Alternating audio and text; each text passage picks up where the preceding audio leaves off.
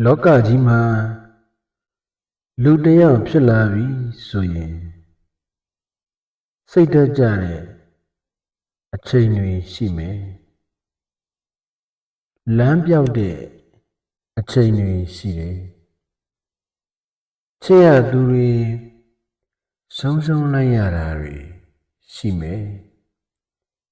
စီးပွားရေးမှာလည်းတခါတရံဆုံးသွားတာတွေရှိမယ် relationship တစ်ခုမှာသစ္စာဖောက်ခံရတဲ့အချိန်တွေလည်းရှိမယ်အရာရာအားလုံးပြန်ကောက်လို့မရအောင်ဆုံးသွားရတဲ့အချိန်တွေလည်းရှိမယ်လောကကြီးမှာလူတိုင်းအထက်ကပြောခဲ့တာတွေကြုံဘူးကြလိမ့်မယ်ထုတ်ပြောသူနဲ့ထုတ်မပြောသူဒါပဲကွာပါတယ်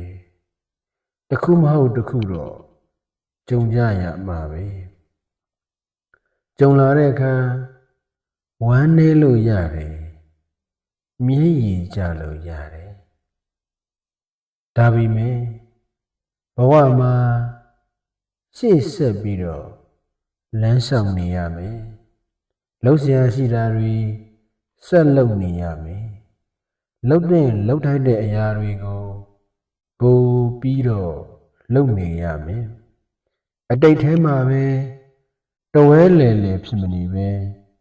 ဆုံးနစ်နာလိုက်ရတာတွေကိုမုန်း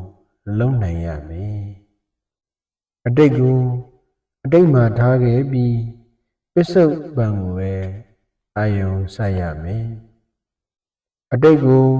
အတိတ်မှာမထားပဲတဝဲလေဖြစ်နေသူတွေကတော့မျက်ရည်နဲ့မျက်ခွက်တောကတွေနဲ့ဒဏ်ရာဘလဘွားအနာတွေရနေလိမ့်မယ်အတိတ်ကိုအတိတ်မှာပဲထားခဲ့ပြီးပစ္စုပန်ကိုပို့ပြီးတော့အာယုံစိုက်နိုင်မယ်လှုပ်ထိုက်တာတွေကိုပို့ပြီးတော့လုပ်နိုင်မယ်ဆိုလို့ရှိရင်အဲ့ဒီလူဟာအောင်မြင်လိမ့်မယ်အဆင်ပြေလိမ့်မယ်လို့ပြောချင်တယ်